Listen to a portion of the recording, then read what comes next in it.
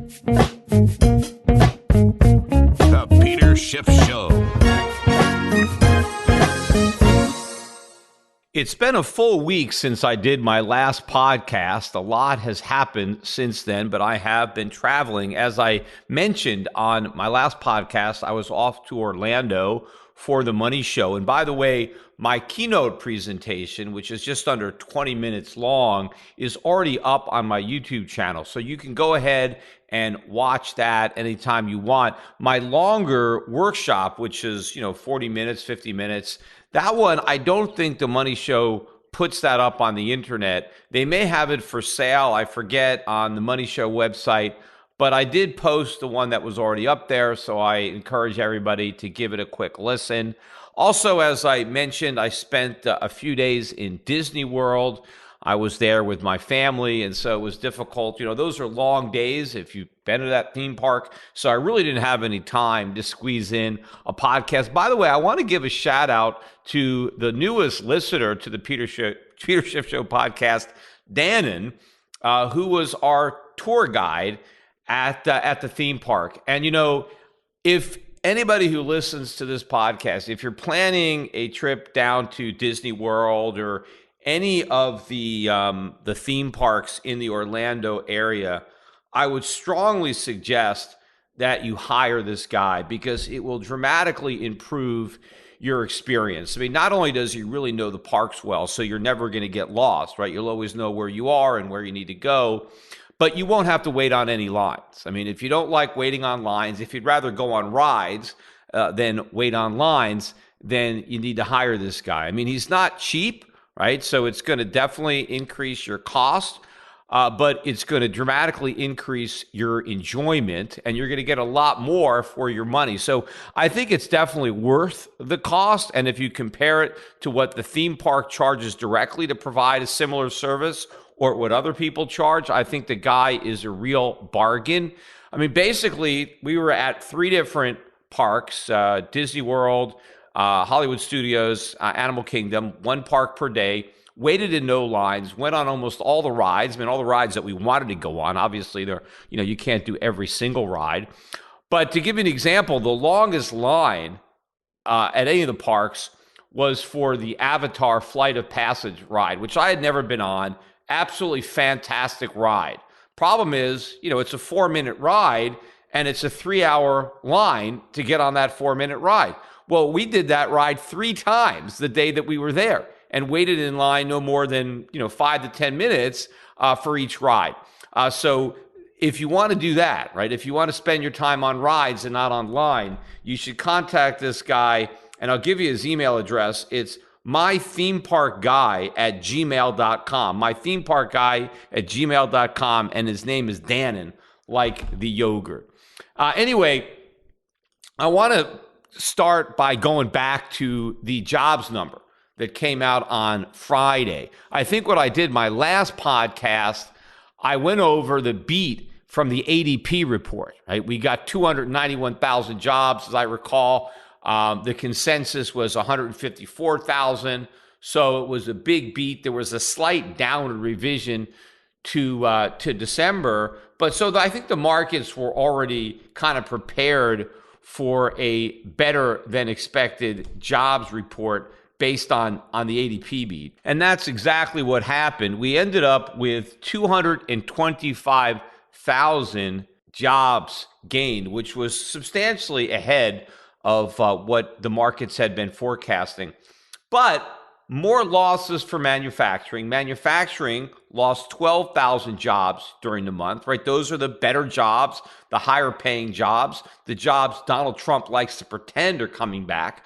So we lost 12,000. In fact, this is the 3rd month out of 4 where we had losses in manufacturing jobs. But I think the real big number that nobody was really talking about were the downward revisions to prior years. Over the last few years, or that Trump was president, last 3 years, they now said that over 500,000 fewer jobs were created than was originally reported. In fact, the biggest year for downward revisions was 2018. the Labor Department said that they had overestimated payroll growth during that year by 370,000 jobs. Right? That's almost 31,000 jobs per month, which is a big number because generally that's the margin of difference between missing and beating what the analysts are expecting. So that means that all those months when the markets were celebrating stronger jobs than expected, there was actually fewer jobs than expected, except we're not finding it out until over a year later. And in fact, you can look at the average now of total job gains over the last 3 years under Trump, and the average was 2.1 million jobs per year. That's the average of the last 3 years. Well, if you take the average of Obama's last 3 years, which were the 3 years that immediately preceded the election of Donald Trump, the average annual job gain during those years was 2.35 million. So in other words, a lot more jobs were added during Obama's last 3 years than during Trump's first few years. In fact, during Trump's first 3 years, there was almost 20% fewer jobs created than in the similar time period for Obama's last 3 years. In fact, if you look at the last 3 years of Obama, even the worst year of job creation under Obama is better than the best year under Trump. That's how weak these job numbers have been. And in fact, if you want to look at private sector payrolls, in 2019, under Trump, 1.927 million private sector jobs were added. Now, maybe that sounds like a lot if you don't put it in context, but that is the fewest number of private sector jobs added in a year since 2010. That means just about every year that Obama was president, more private sector jobs were created than were created last year when Trump was president. And Trump is always bragging about the private sector, about how his policies have produced a boom in the private sector, that all these jobs are being created because of his tax cuts and his deregulation.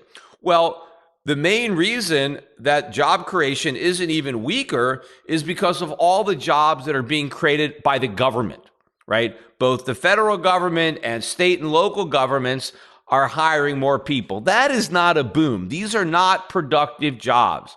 These are make-work jobs. In fact, if anything, these are jobs that are just gumming up the works. These are jobs that are making the other jobs even less productive than they would be. So we would be better off without these government jobs. In fact, if you strip out all of the puffery, the real secret, right, to Trump's job creation is government, not the private sector. And where is the government getting the money to create these jobs? It is borrowing it. The deficits are exploding. We just got the numbers out today again for the fiscal 2020 deficit. I mean, it's just blowing the records through the roof. I mean, 1.1 trillion or whatever it is, which is the official number. The actual number, of course, is much higher. But Donald Trump is setting records in government debt.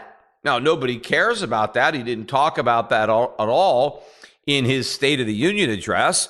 It didn't even come up as a subject in the most recent Democratic debates. The Democrats aren't talking about the deficits. In fact, even if you look at some of the websites of the candidates, and you look at all the things they want to do, all their policies, there's nothing about debt reduction. Nobody has a plan to tackle the deficits because thanks to Trump, thanks to the Republicans, no one cares about the deficits anymore, right? It doesn't matter how big they are. Well, this is exactly when people need to care the most, when the markets and voters and investors don't seem to care at all. But sure, you could create jobs if you borrow a bunch of money and then use it to hire people, but they're not productive jobs. And these jobs are not being created for the reasons that Trump is claiming. But the bottom line is the job record under President Trump is not good. It's not even as good as it was under Obama. And, I'm not flattering Obama. I'm not saying that, hey, Obama did such a great job. I'm just saying that Trump isn't doing a great job because he's not even doing better than Obama. I mean, if you think the economy is great now, well, then it was great when Obama was president because it's the same economy. Yes, the unemployment rate is lower, but that's because it had been trending down. I mean, if Obama could have been reelected to a third term, well, maybe the unemployment rate would have still been falling. I don't know. But I do know that one thing that caused some additional air to go into this bubble was the optimism surrounding Trump, which was backed up by tax cuts. So that enabled employers to hire more people than might otherwise have been the case. So could you imagine how much worse the job creation might have been if the tax cuts never happened? I mean, that's possible. But we still have to pay for those tax cuts. We have much bigger deficits. That doesn't mean we're getting all this for free. That doesn't mean all this government is free just because we haven't paid for it yet. The government borrowed the money and we're still on the hook for it. And we're going to pay for it. We're going to pay for it with inflation. We're going to pay for it with tax increases in the future. The markets, of course, did not care at all about those prior downward revisions. They just looked at the current number, which was better than expected, and the market went up. In fact, the markets have continued to move higher. In fact, they're up again today. We hit record highs, I believe, in all of the major averages, except for the Russell 2000, which, again, has still not been able to take out its peak from the fall of 2018. But the Dow Jones Industrial Average, that closed at 29,551, less than 450 points away from 30,000. S&P 500, that hit a record. We closed up 2170. We closed at 3379. The NASDAQ also at record territory, up 87 points, 9725 today. This is, we're getting close to 10,000 now. We closed at 9,725. Global markets are all going up, but none of them seem to be as strong as the U.S. market because they're not actually hitting highs for the year, whereas the U.S. market is. In fact, the U.S. dollar seems to have hit a new high for the year. I think the dollar index is now up at 99. That's the highest I've seen it since, I think, the fall of last year. Now, of course, gold is not going down. The strong dollar is not pushing down the price of gold. Gold was, I think, off by a couple of bucks today, but we have been trending higher. So we closed at 1565. So we're not too far below that 1610 high that we set the evening of the bombing, the Iran's response to our killing of the general. But in terms of the euro, the price of gold today is at an all-time record high. We didn't just take out the high from that night. This is the highest the euro price of gold has ever been in the history of the euro. So the dollar is hitting record highs, or gold rather, is hitting record highs in other currencies, which is a very bullish sign for gold because people who are nervous about the euro, more of them are parking their cash in gold than in the US dollar. It is a better safe haven. And of course, the dollar really doesn't provide any type of safety whatsoever. And the people who have been seeking out shelter in the dollar are going to find this out probably a lot sooner than they expect. But one thing that doesn't seem to be concerning the stock market at all is the prospect of a Bernie Sanders presidency. I have been talking about a Sanders presidency on this podcast for a long time because I have been thinking that the pundits have been underestimating the popularity of Bernie Sanders and the appeal of his message. And clearly, I was correct in that assessment because Bernie Sanders has won basically the first two primaries in Iowa and then yesterday in New Hampshire. Now, technically, I think Pete Buttigieg won the delegate count in Iowa, but Sanders won the popular vote in that state, and he won both the most delegates and the popular vote in New Hampshire. Of course, what was surprising to a lot of people, maybe not necessarily me, was the fifth place finish of Joe Biden. He didn't get any delegates, and he was in single digits as far as the percentage of the vote that he got. Coming in third was Elizabeth Warren, or fourth, rather, was Elizabeth Warren. Amy Klobuchar took third place. Pete Buttigieg was in second place, but Bernie Sanders, again, is the winner. And now, if you go to Predict It, right, that website for the betting odds, Bernie Sanders is almost 50-50. He's 47 cents. So if you bet Sanders, it costs 47 cents to win $1 that he gets the nomination. But number two is now Michael Bloomberg, right? He's 28 cents. Buttigieg is now all the way down to 12 cents. So he's pretty much almost a 10-1 long shot. Biden is a 10-1 long shot. He's 10 cents. Klobuchar is even lower, 9 cents. Elizabeth Warren is all the way down to 3 cents, right? She's behind Hillary Clinton, who's at 6 cents. So basically, Bernie Sanders is the front runner. And I think that's probably exactly the news that Michael Bloomberg has been hoping for, because he's been quietly running these ads all over the country. I see all these ads here in Puerto Rico for Mike Bloomberg. But he's been running all these ads waiting for the Democrats to fall apart because Sanders rises to the top. And now what is the alternative to Bernie Sanders, right? Well, Michael Bloomberg wants to present himself as the best alternative to socialism. And the idea that a socialist candidate can't win, but that Michael Bloomberg can. So I actually think, even though he wasn't even on the ballot in New Hampshire yesterday, that he actually is the biggest winner, because everything is going down exactly the way he thought, because Joe Biden was his biggest rival, and Joe Biden is all but out of there. We'll see if he survives. Maybe he'll make it to Super Tuesday, but that could be the end, although we'll see if he has any delegates. Maybe he holds on for a brokered convention, but I don't think a brokered convention would go to Biden. I mean, if Biden can't even get votes in the Democratic primaries, how's he going to get him in the general election? I think that Michael Bloomberg may end up being a more viable prospect, but I would not count Bernie Sanders out. I mean, Bernie Sanders, unfortunately, is going to have a lot of appeal, even though he professes to be a socialist, because he defines socialism in a way that a lot of voters are going to find appealing. I mean, certainly he's promising to forgive all of the student loans. I mean, that is a very compelling reason to vote for him if you happen to have a student loan. There's 1.7 trillion or something dollars worth of student loans out there. I don't think there's ever been a candidate to promise more goodies, more free stuff if you vote for them. I mean, think about all the younger people in their 20s and 30s that still have $30,000, $50,000, $100,000 or more of student debt. And they're thinking, hey, if I vote for Bernie Sanders and he wins, he's going to give me $30,000. He's going to give me $50,000. That's a hell of a lot of money.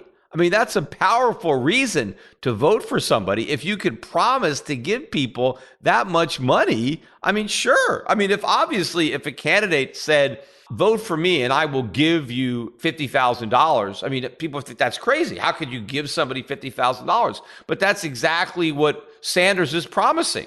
If you have $50,000 worth of debt and that debt is forgiven, no strings attached, that's like you've just been given $50,000. I mean, if someone's going to give you $50,000, you're going to vote for that guy.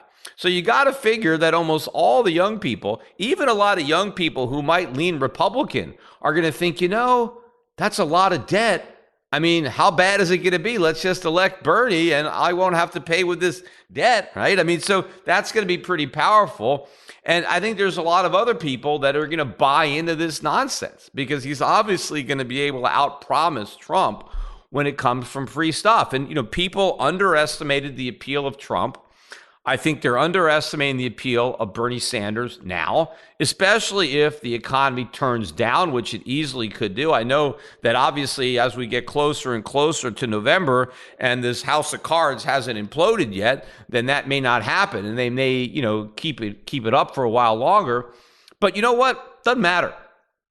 Because if we don't get Bernie Sanders in 2021, we're going to get AOC or somebody like her in 2025, because there's no way we're going to make it to 2024 without this thing imploding. Even if we can make it to November of this year, we're not going to make it to November of 2024, which means this thing is going to implode. We're going to have a massive recession with massive inflation, and Trump's going to get the blame. Either he gets the blame in this election or in the next one. And of course, it won't be Trump who'll be running because he can only be reelected once, but it'll be a Republican, just like Bush got the blame for the financial crisis of '08. And he couldn't run again, but John McCain ran and he lost because of Bush. And so even if Trump gets reelected, the next Republican will never be able to get elected because we'll get a socialist who's going to come in promising to clean up the mess by making an even bigger one. But, one of the problems that Bloomberg had, it wasn't all positive for Mike Bloomberg because there was an audio recording that came out. I think it was released by the Sanders campaign trying to torpedo Mike Bloomberg, who again is clearly the number two. And he's going to start participating in the debates pretty soon. So we'll see, what impact that makes. I think Warren has got to drop out and she's got to throw her support to Bernie Sanders. But even then, Bloomberg is going to be the guy to beat. He's the guy with all the money. And, I look at his website. He's even not that moderate. I mean, if you look at the things that he wants a $15 minimum wage, which pretty much every Democratic candidate wants. But, he wants a lot more government spending, a lot more regulation, higher taxes. I mean, not, like Bernie Sanders, higher taxes, but he wants to raise taxes substantially, particularly on capital gains. But he wants a much bigger government. And he doesn't have a plan at all about addressing the deficit. I mean, that's not even on his radar. But all these candidates that, the media thinks are moderate or not. I mean, I actually heard CNN last night describe Elizabeth Warren as being moderate. I mean, I guess everybody is moderate if you're comparing them to Bernie Sanders, but none of these people are moderates. I mean, it's almost like Donald Trump, would be a moderate Democrat, if he was running. All these guys are far left. They're just not as far left as Bernie Sanders. So all of a sudden, that's the new litmus test, right? That's the new bar. And so if you're not that low, then you're a moderate. So they're saying that Bloomberg is a moderate. Pete Buttigieg, look at his website. I mean, he wants all kinds of crazy things. I also spent some time on Amy Klobuchar's. Of all the websites, hers is the least ridiculous because she doesn't even write on that website about taxing the rich. That's not even there. There's nothing in there about higher taxes. There's an article in there about wanting the $15 minimum wage, but it's not even part of her plan. So she maybe she's the least bad of these alternatives, at least if you look at what's written on her website. Not that I think she'd be good. I'm talking about being less bad. And in fact, she's the only person in that last debate. They actually asked the question, are any of you worried about having a Democratic socialist at the top of the ticket? And she was the only one on the debate stage that actually raised her hand and admitted that she was worried about that. So, maybe she's actually, the best that the Democrats have to offer. But I think that she's not going to have the organization and the money to compete with Bloomberg. But, people think that Bloomberg has a shot of beating Trump, and he obviously does, but they assume that Bernie Sanders has no chance, and that assumption is wrong. But again, back what I was talking about Bloomberg. So the Sanders campaign leaks this interview, and it's from a few years ago. And Mike Bloomberg is talking about Stop and Frisk, which is now this controversial program. When he was mayor, and he didn't invent it, he inherited the program. But basically, in poorer minority neighborhoods where there was a lot of crime, the police were just stopping people and frisking them to see if they had handguns. And if they had a handgun, I guess they confiscated it if they didn't have a legal right to carry it. And the whole idea is, hey, we want to get the guns out of the hands of criminals, and they were doing this. But it became very unpopular because obviously the vast majority of people that they were stopping and frisking were minorities, particularly African Americans. But of course, that's where all the crime was. So that's where all the policemen were stopping and frisking. They were in the high crime areas, which were populated by minorities. And of course, if you are going to stop and frisk people, who are you going to stop and frisk? I mean, are you going to stop little old ladies? No. I mean, you're going to stop young black Hispanic males. They probably barely frisked any women because they're not the ones that are shooting up the streets. They're not the ones that are committing the crime. If crimes are being committed disproportionately by, let's say, young black males, then you're going to stop and frisk a lot more young black males. Otherwise, you're just wasting your time.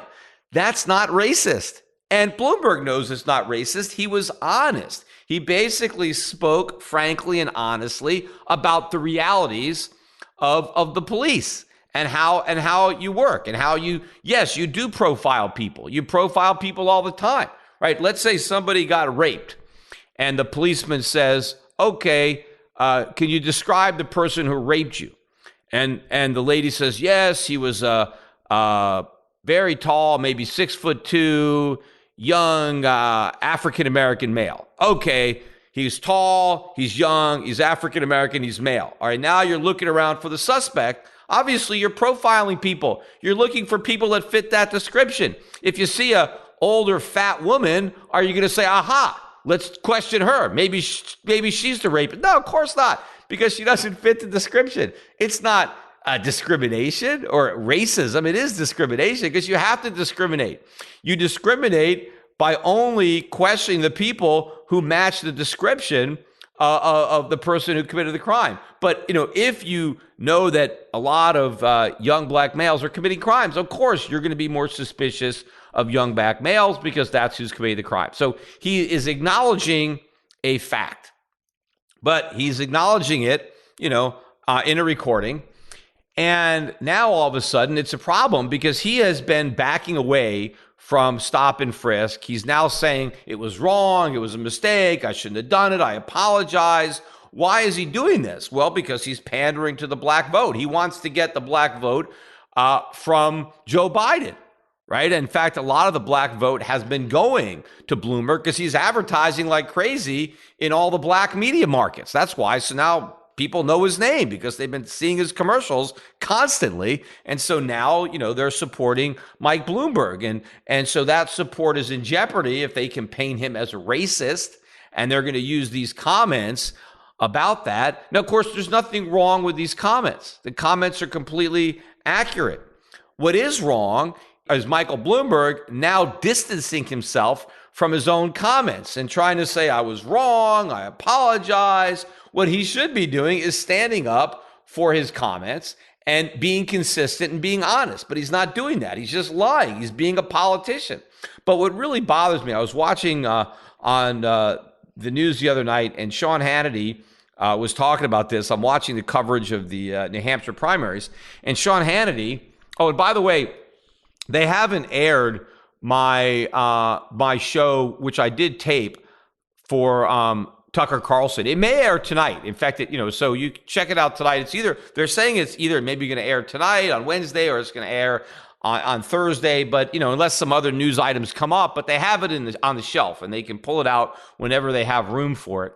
But I'm watching on Fox, and Sean Hannity is talking about this tape. And if you haven't heard it, just go listen to the things that Mike Bloomberg said. Nothing he said was racist, and everything he said was true, basically. And so Sean Hannity is acting outraged. He's saying these are shocking comments. This is horrible. He's calling him a racist. And I hate that, right? I mean, I don't like it when liberals feign outrage, and I don't like it when conservatives feign outrage. There's nothing outrageous about what Bloomberg said. I mean, I'm sure Hannity privately agrees with every word of it. In fact, if Donald Trump had said the exact same thing, he would be saying, of course, he wouldn't be calling Trump a racist. But to pretend that this is shocking or outrageous, no, that's stooping to the same level of the Democrats when they pretend that things are outrageous or shocking. The way people should attack Bloomberg and the way the president should attack him, don't attack him for what he said. Attack him for what he's saying now, right? Don't attack him for the things he said positive about stop and frisk. Attack him for, flipping and changing his mind only because he's running for president and just lying to pander to a voting bloc. And of course, what about the fact that all of the crimes, right? The people who benefit most from the police are the potential victims of these criminals. I mean, all of the victims are in these poor neighborhoods, which were disproportionately minorities. So it wasn't like these laws were being used against minorities. They were being used to protect minorities. They were being used in favor of minorities. But yes, of course, had this audio come out of a Republican, yes, the Democrats would be all over that Republican, calling him a racist, pretending to be outraged. But that doesn't mean Republicans should do the same thing. But if you want to call out the Democrats for having a double standard, for not being outraged at the comments that were made by Bloomberg when they would be outraged if similar comments were made by a Republican, that's fair game. But don't pretend to be outraged yourself. Don't pretend that these comments make Bloomberg a racist, because they don't. You know, in fact, what's interesting, if you look at the two frontrunners now for the Democratic nomination, both of them are Jewish. Bernie Sanders and Michael Bloomberg. I mean, I don't know that I've ever seen that. I mean, there's usually not even one Jew running for office. Now we got two, and they're the front runners. They're in first and second place. So, you know, I'd hate for the first Jewish president to be one of these guys. Again, I think it'd be better if it was Mike Bloomberg than Bernie Sanders, because on the scheme of things, I mean, I don't know how bad Bloomberg is going to be. And I also, I'm pretty sure that most of the stuff on Bloomberg's website, most of these liberal policies that he is advocating, I don't think he actually believes them, because Bloomberg has already proven that he's willing to lie to get elected. And I think Bloomberg knows what he needs to say to get the Democratic nomination, just like Trump knew what he needed to say to get the Republican nomination, right? He threw a lot of red meat to the conservatives. Well, Bloomberg is throwing the same type of red meat to the liberals. But I don't think he would govern anywhere near the way he's campaigning. I mean, just like Trump isn't governing like a conservative either. I mean, he's a status quo Republican. The swamp is a lot deeper and murkier now that Trump's been there for 3 years. I think the same thing would happen if Bloomberg was elected. I think he would tack back to the center. And so, you know, I think you can ignore a lot of the things that he's putting on his website, just like you can ignore how he's claiming that he was wrong in the past. No, he was right in the past. He's lying now. So Bloomberg, you know, would be the better choice. But Bernie Sanders, what scares the bejesus out of the Democratic establishment is this guy actually believes everything on his website. He's not just pandering. I mean, he's the real deal. He's actually that dumb. He actually wants to do all of this stuff. Now, hopefully, right, a lot of the stuff that he wants to do won't make it through Congress, even if the Democrats control it. But enough of the stuff is going to make it through, or certainly a watered down version of what he wants to do will make it through. And, you know, our real line of defense, our last line of defense, is the courts, the judges. I mean, that's probably the best thing that Trump has done as president, is appoint decent judges. I mean, much better judges than Hillary would have appointed. And so, you know, that's our defense, right? That's a defense against democratic socialism. Even if we get a lot of these plans, the Supreme Court can save us, or even lower courts can save us by striking down these unconstitutional laws. Look, when they imposed the income tax, the court struck it down. They said, oh, Congress doesn't have the authority to have an income tax. And it got struck down. And they had to amend the Constitution. There's no way they're going to amend the Constitution again to allow for some type of Sanders program. Now, Obamacare was almost declared unconstitutional, 5-4. And in fact, if the Supreme Court had the guys today that it had then, they may have been 5-4 the other way. So we could be in a position, you know, where the courts will save us from all this insanity. But, you know, I think the markets right now, either they just assume that a Bernie Sanders victory is impossible. And if you look at the, you know, the betting odds on PredictIt, Trump is still 55 cents. So Trump is a favorite, right? The markets are looking at better than a 50-50 chance of him winning. Then number two is Bernie Sanders, who's 27 cents, and Bloomberg is 16. So the markets are still thinking that Bernie Sanders is a long shot, but hey, he's not 100-1 long shot, right? Maybe he's 4-1, which, you know, 4-1, you know, they pay off once in a while. That should be a very scary thing. I mean, why is the market at record highs, as I mentioned earlier, when you have this movement towards democratic socialism? You have the prospect of a President Bernie Sanders Why doesn't the market care?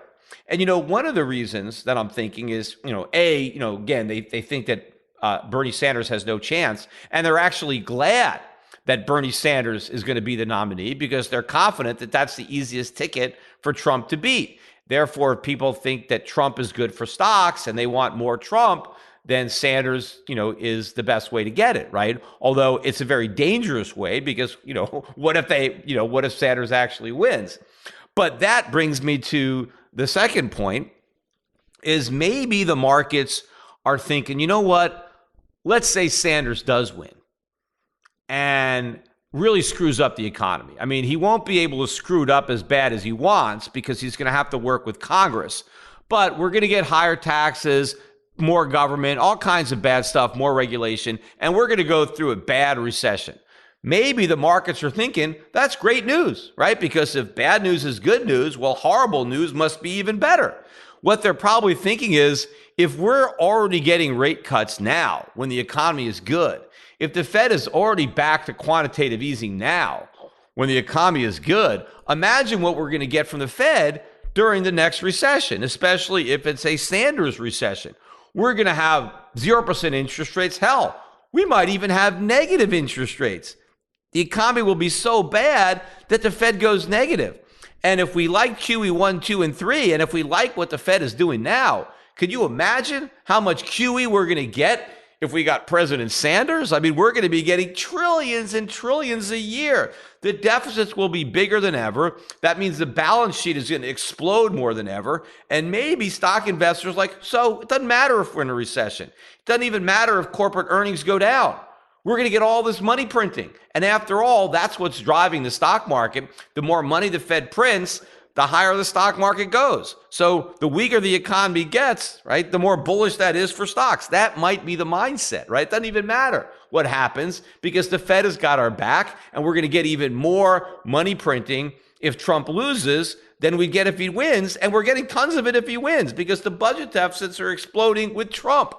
They would do it even more if we had Bernie Sanders. So I guess the stock market figures they can't lose, and so they're just buying stocks. But you know what? Look, even if the market is right, even if we create so much inflation because the economy is so bad under President Sanders that the stock market will go up, it won't go up nearly as much as the cost of living, right? It won't go up nearly as much as the dollar goes down, right? Let's say we have massive inflation and the dollar loses 90% of its value and the stock market triples. The Dow goes from 30,000 to 90,000.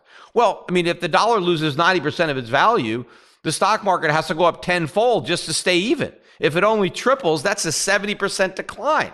And it's the real value of stocks that count, not the nominal value. It's, hey, if I sell my stocks, how much food can I buy? How much energy can I buy? Or what can I buy with my dividends? If your stocks even pay dividends, which many stocks don't. So what people should be buying, if given the potential outcome of this election, they should be buying gold. They should be buying gold stocks. They should be buying foreign stocks. They should be buying stocks that pay dividends in foreign currencies. They should be doing exactly what I have been recommending people do for years. And in fact, speaking about the Fed and what the Fed is likely to do in the future, we can already talk about what they're doing now, because Ben Bernanke was testifying today before Congress. Yesterday he was in front of the House, and today he was in front of the Senate.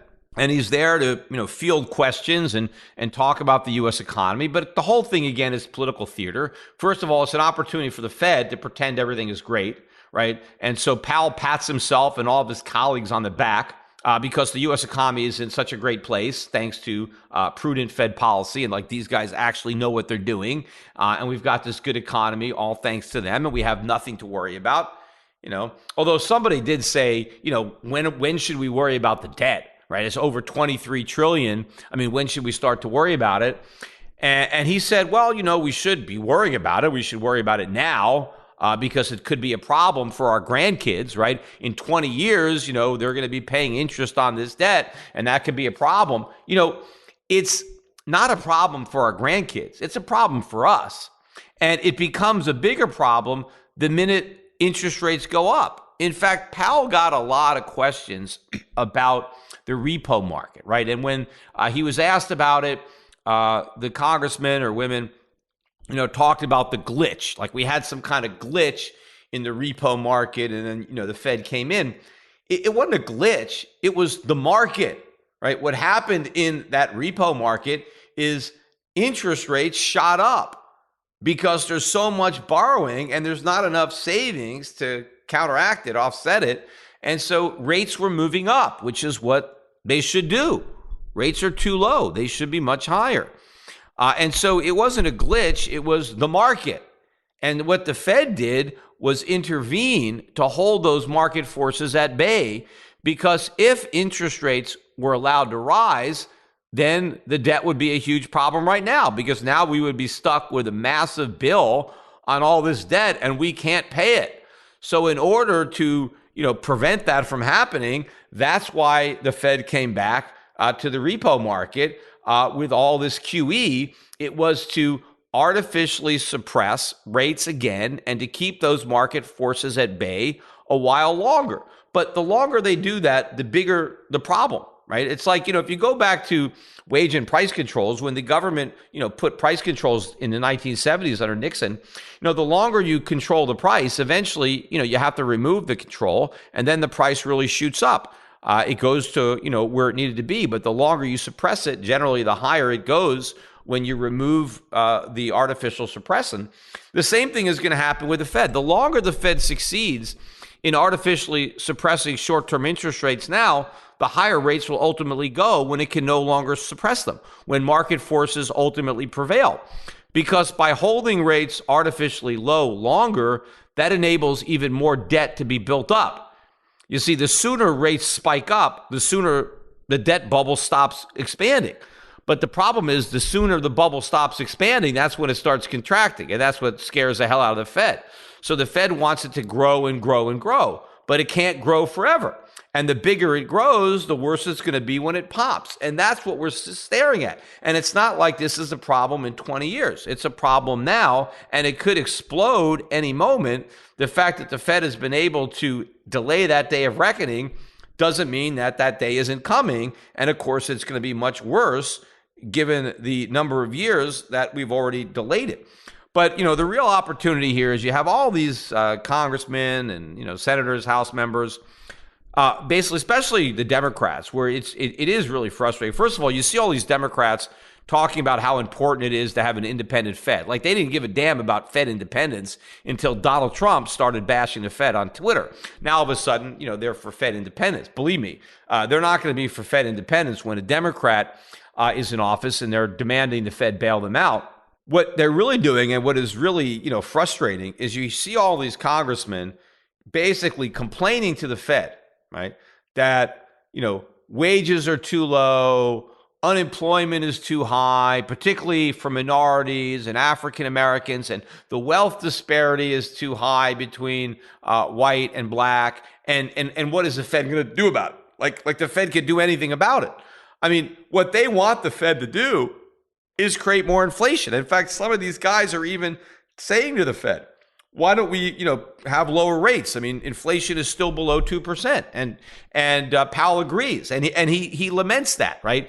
Because according to Powell, the holy grail of monetary policy is 2% inflation. And it's some kind of failure that we don't have it, right? That we're below 2%. And so the Fed is striving to get up to 2%. But, again, they can never explain why it's better for the economy if the cost of living goes up 2% a year than 1% a year. I mean, why is it so much better? Or, why is it so much better for your money to lose 2% of its purchasing power a year versus 1%? In fact, why is it good for your money to lose any purchasing power? Wouldn't it be better if your money gained purchasing power? Wouldn't it be better if the cost of living went down? Of course. Nobody bothers to ask these obvious questions other than me, but you actually have these congressmen saying, hey, can't you do more to help create jobs by, printing more money and lowering interest rates? Because these guys still think that there's some kind of trade-off. If we just have more inflation, then we'll have more jobs. No, we don't. We'll just have more inflation. In fact, you don't create jobs by creating inflation. You destroy jobs. If you increase the cost of goods and services, fewer people can afford to buy goods and services. So you actually harm the economy. You harm employment by creating inflation. What creates more employment is when goods and services are more affordable by more people. And the way things become more affordable to more people is when their costs go down, when prices fall. That is the true secret to economic success, but nobody understands that.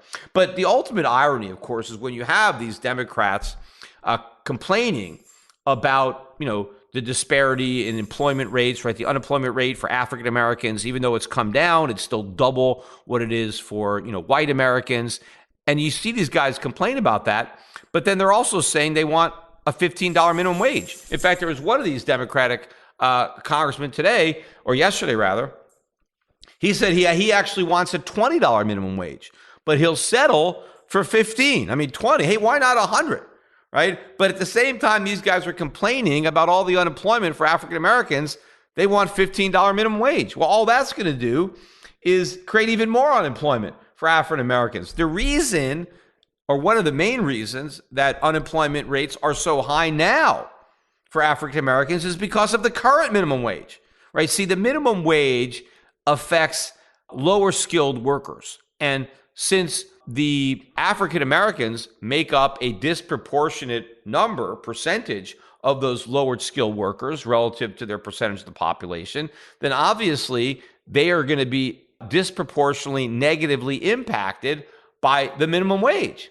And the higher you raise the minimum wage, the more that's going to negatively impact African Americans. More of them are going to be priced out of the labor market.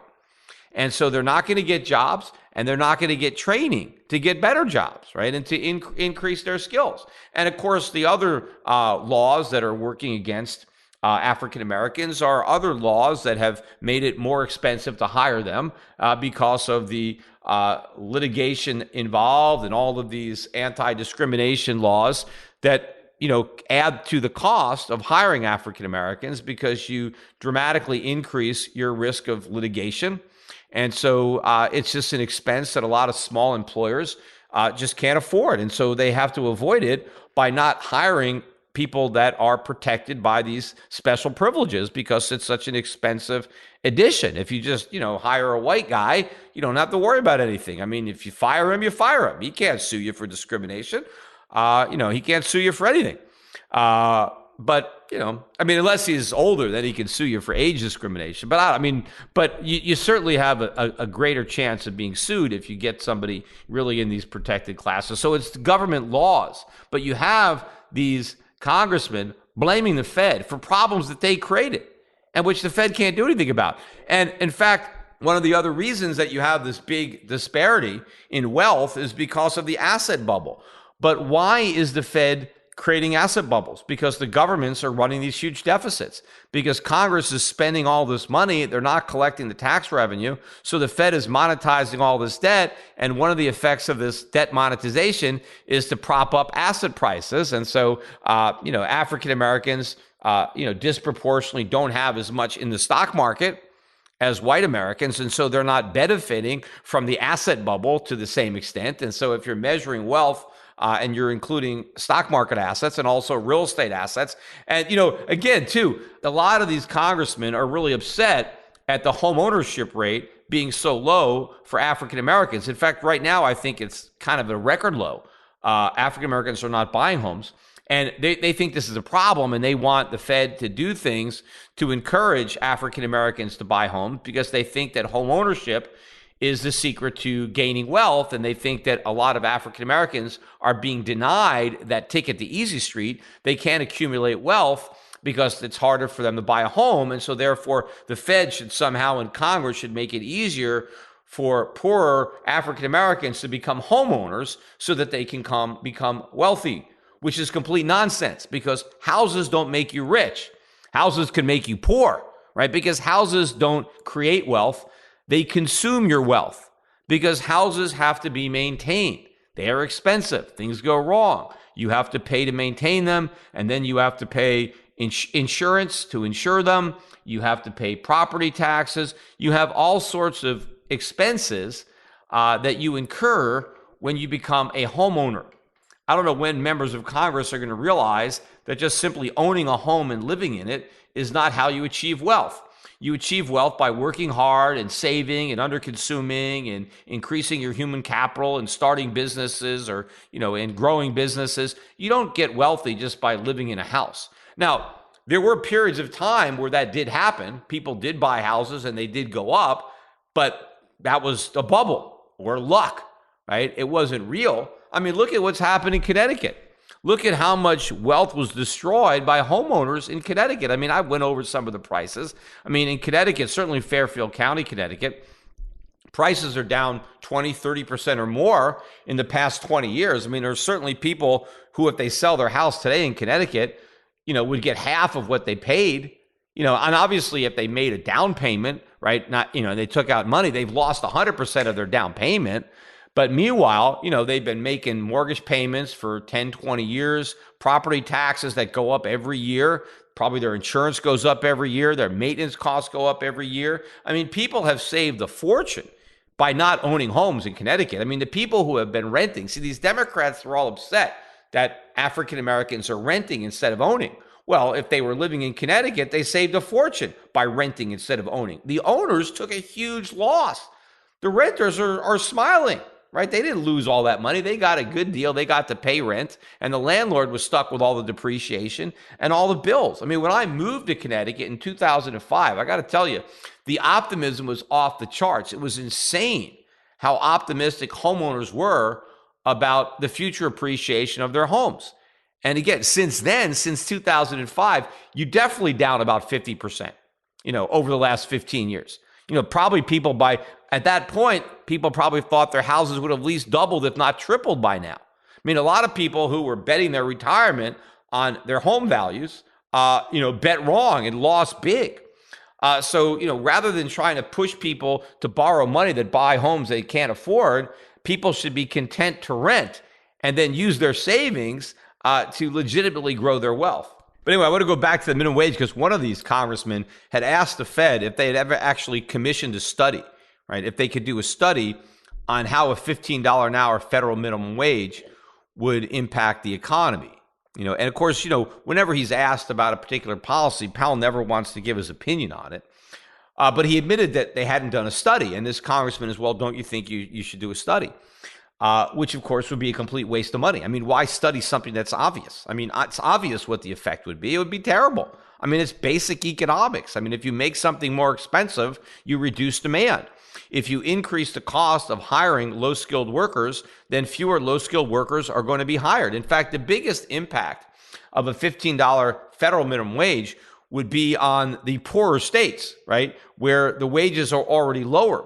And so a $15 minimum would have a much bigger impact than if you impose it on a state where the median wages were a lot higher. Now, I did hear, one of these congressmen asked Powell if he thought that the global debt bubble or all the global debt, represented some type of systemic threat to the global economy. That question came up, but nobody asked Powell whether our debt, whether the U.S. debt represented a systemic threat to our economy.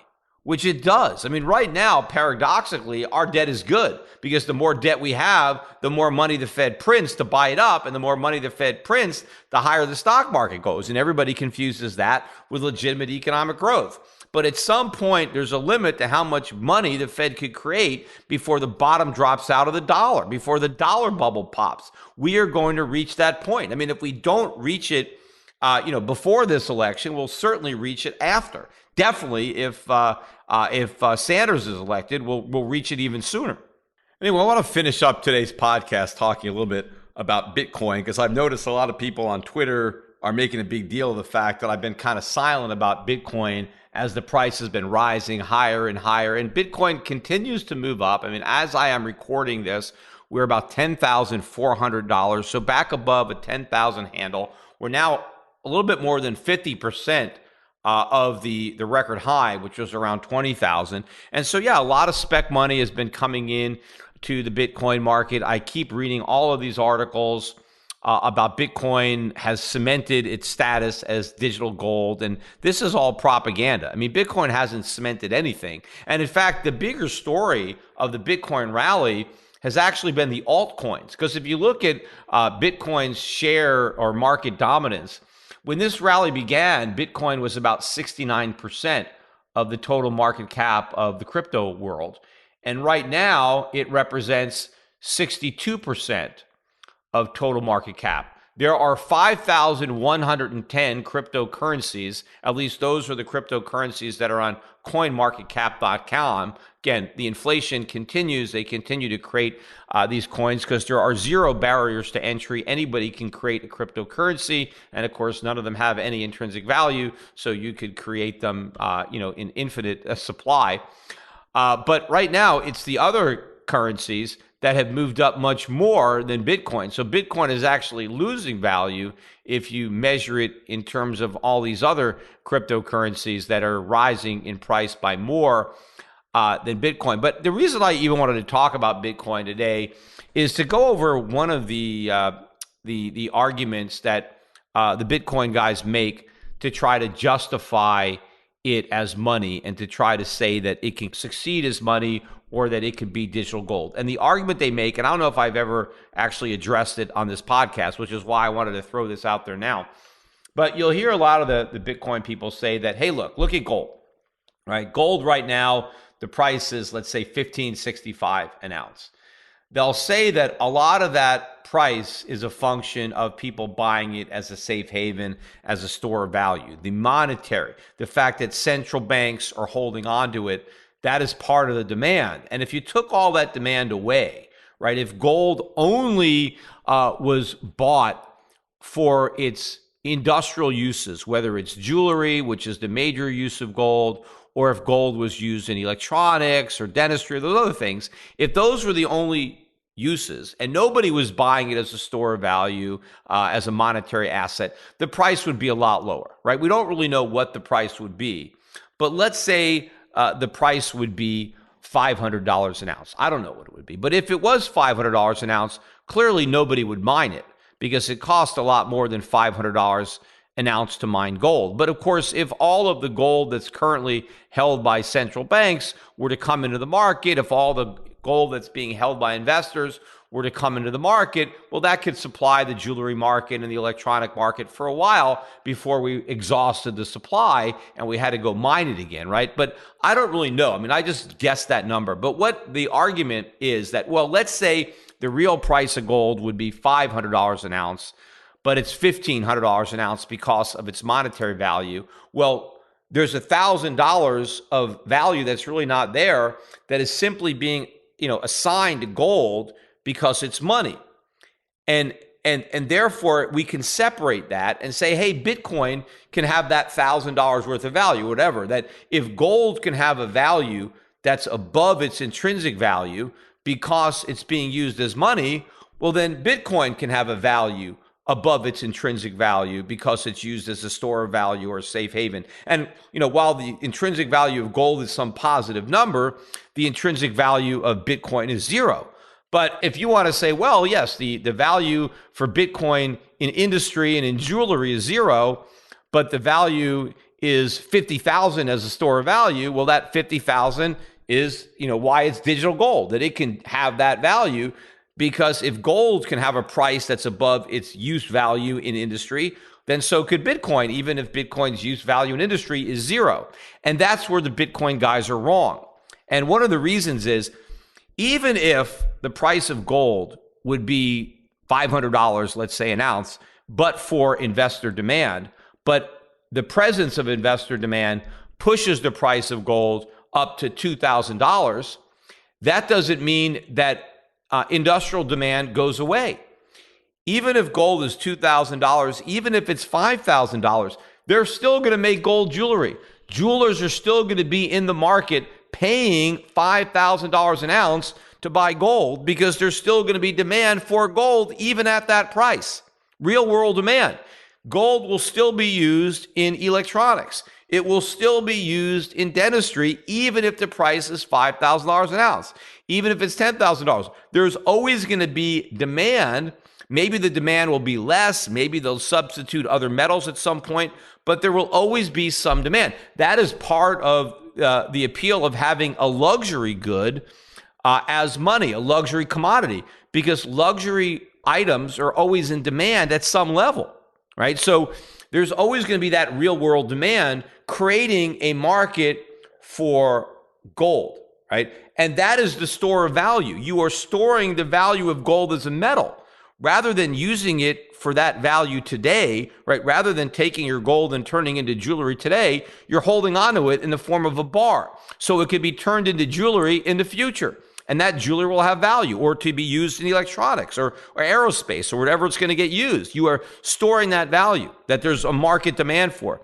But when it comes to Bitcoin, you're not storing any value because you can't do anything with your Bitcoin today. You won't be able to do anything with your Bitcoin tomorrow. You can only hold on to it and try to give it to somebody else. But if that's the only value you have, then it can't work. It is ultimately going to implode. And it doesn't matter where it is today because people are buying it. And that's why the price is going up.